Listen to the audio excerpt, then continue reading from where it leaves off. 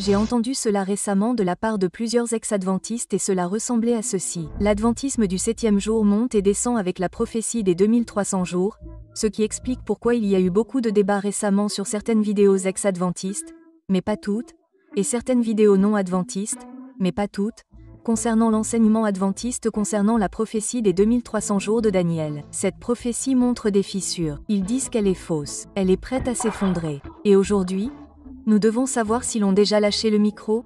L'interprétation des 2300 ans de la prophétie des 2300 jours de Daniel 8 a-t-elle été démystifiée? L'adventisme du 7e jour est-il en train de s'effondrer sous nos yeux? Ou bien les gens ignorent-ils les preuves que cette interprétation est la plus logique et la plus raisonnable? L'une de ces options est vraie, et vous devrez décider par vous-même en fonction des preuves. Alors sans plus attendre, entrons dans le vif du sujet. Il faut commencer par comprendre que ce que nous voyons n'a rien de nouveau. La bataille autour des prophéties de Daniel dure depuis près de 2000 ans. Cela ressort clairement de ce que Sir Isaac Newton a dit à propos des prophéties de Daniel 9. Il dit: c'est ce qu'on appelle la prophétie des 70 semaines consignée dans le 9e chapitre. Peut-être qu'aucune déclaration prophétique dans la Bible n'a attiré autant d'attention et d'examen minutieux. Depuis l'époque du païen Pfurie, croyants et infidèles, innombrables, se sont livrés une guerre autour de ce 9e chapitre du livre de Daniel. Pfurie était un païen qui a tenté de discréditer le christianisme en essayant de discréditer la paternité du livre de Daniel. On dit de lui qu'il a particulièrement attaqué la prophétie de Daniel parce que les Juifs et les chrétiens ont souligné l'accomplissement historique de ces prophéties comme un argument décisif. Mais il a soutenu que ces prophéties n'avaient pas été écrites par Daniel mais par un Juif qui, à l'époque d'Antiochus Épiphanie, a rassemblé les traditions de la vie de Daniel et a écrit une histoire d'événements passés récents, mais en les faisant remonter faussement au futur à l'époque de Daniel. Si vous ne l'avez pas fait, vous ne l'avez pas fait. Comprenez bien. Cela revient à dire que Pfurie a tenté de discréditer le christianisme en affirmant que Daniel est un livre écrit après les événements et qu'il n'était pas vraiment prophétique du tout, mais un mensonge fabriqué. C'est parce que les prophéties de Daniel concernant le Messie étaient si précises qu'il voulait discréditer le christianisme.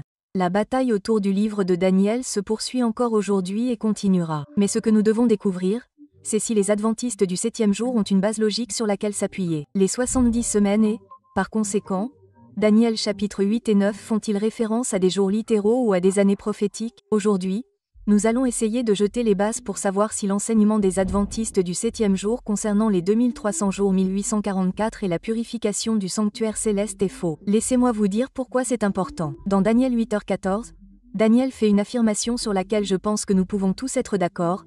Un ange parle à Daniel et dit: pendant 2300 jours, alors il y aura des jours, que le sanctuaire soit purifié. Très court, très clair. Et voilà ce que nous savons. Numéro 1, il y a un sanctuaire. Et numéro 2, ce sanctuaire va être purifié, ce qui signifie évidemment que quel que soit l'endroit où se trouve ce sanctuaire, il doit être purifié ou nettoyé.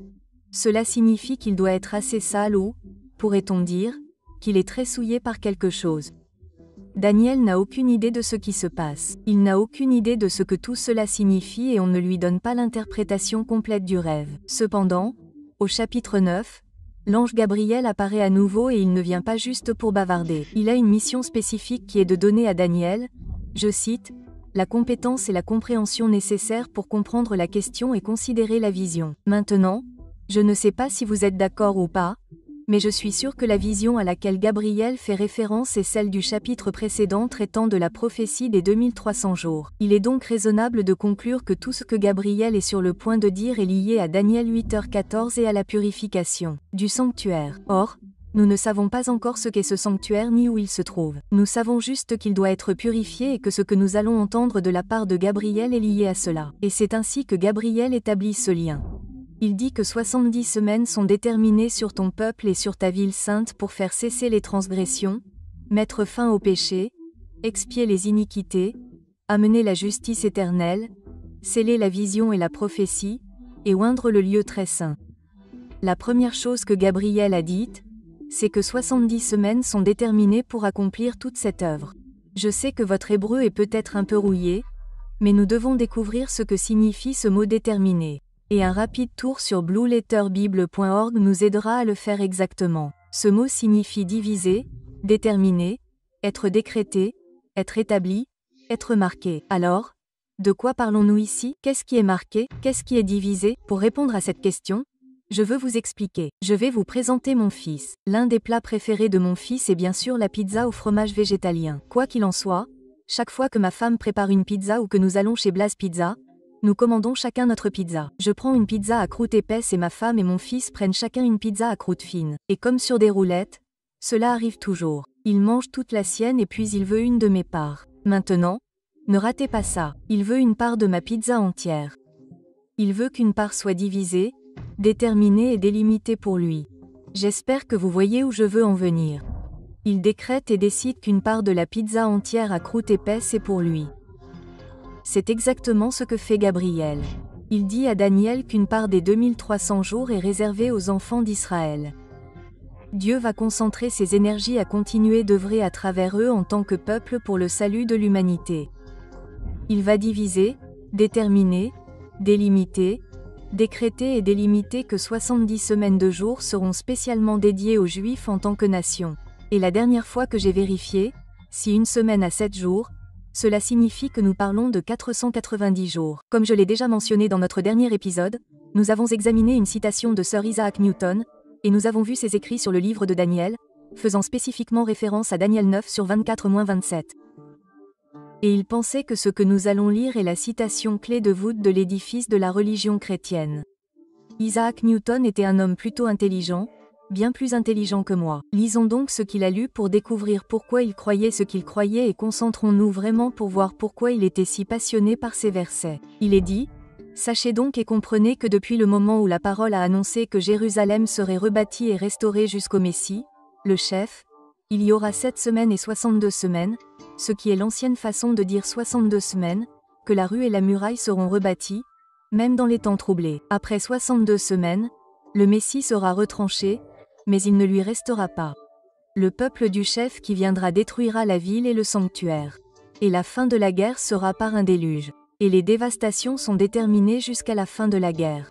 Il confirmera l'alliance avec beaucoup pendant une semaine. Et au milieu de la semaine, il fera cesser le sacrifice et l'offrande.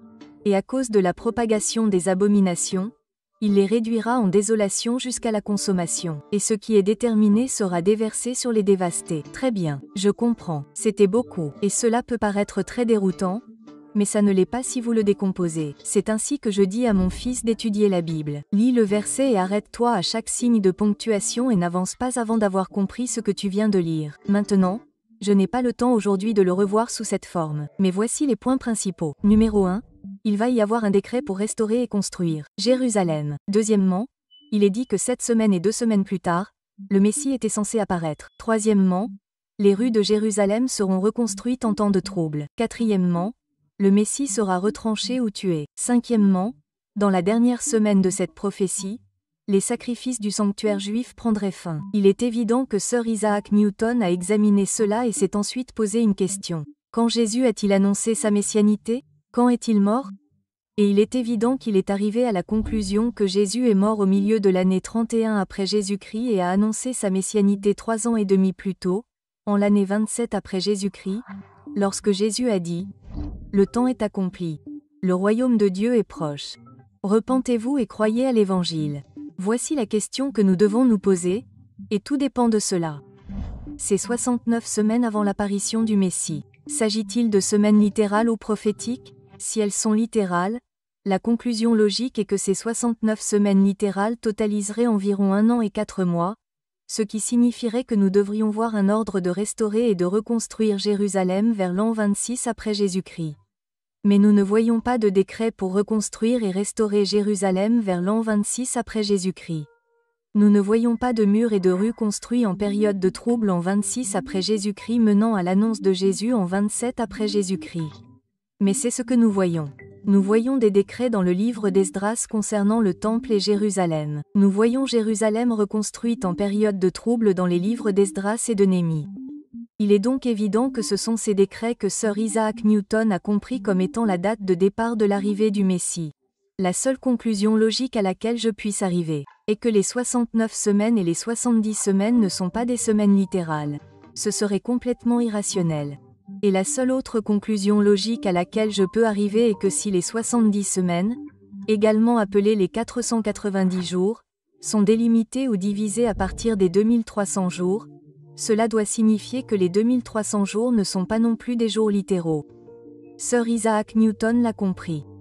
Il a compris que nous parlons d'années prophétiques et non d'années littérales.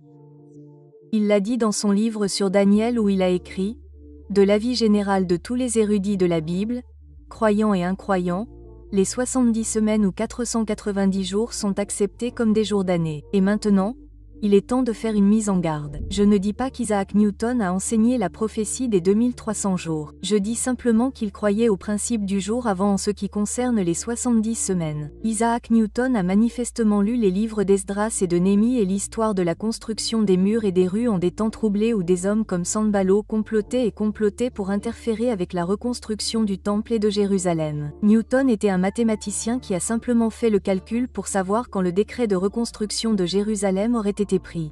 Puis il a calculé à partir de là et c'est très simple. 69 semaines astérisque 7 jours égale 483 ans. En 457, le décret est pris. Et puis 483 ans plus tard, le Messie apparaît et annonce sa messianité en disant « Le temps est accompli ». Et 3 ans et demi plus tard, au milieu des 490 dernières semaines, il est crucifié ou, comme le dit la prophétie, il est retranché. Si la prophétie est vraie, alors en 457, nous devons trouver un décret pour reconstruire et restaurer Jérusalem. Il y a autre chose dans le livre d'Esdras qui est complètement logique et qui nous donne une réponse claire à la date de début de 457 AV. JC et cela nous donne une raison valable de croire que la prophétie des 490 ans a commencé en 457 AV. JC. Et si cela est vrai, alors la porte sera grande ouverte pour la prophétie des 2300 ans. Et peut-être, juste peut-être, l'adventisme du 7e jour peut-il encore tenir? Et dans notre prochaine vidéo, l'ancien candidat à la présidence Herman Cain et Esdras lui-même vont nous aider à découvrir le secret pour comprendre comment s'installer en toute confiance sur le fait historique qu'en 457 AV. JC, le roi Artaxerxès a effectivement émis un décret pour reconstruire Jérusalem, et Esdras a suivi l'ordre de ce décret, en retournant à Jérusalem pour rejoindre Néhémie et mener la reconstruction de la ville. Même en période de trouble, vous ne voudrez pas manquer la prochaine. Si vous souhaitez rejoindre cette communauté de personnes cherchant à relancer l'adventisme et à obtenir une base solide pour leur foi, n'oubliez pas de vous abonner et de partager ces vidéos avec d'autres. Et si vous avez été béni par ce ministère, consultez la description ci-dessous si vous souhaitez nous soutenir dans notre travail. Et n'oubliez pas que chacun a une raison de croire, mais tout le monde n'a pas une raison valable. J'espère vous revoir. Que Dieu vous bénisse.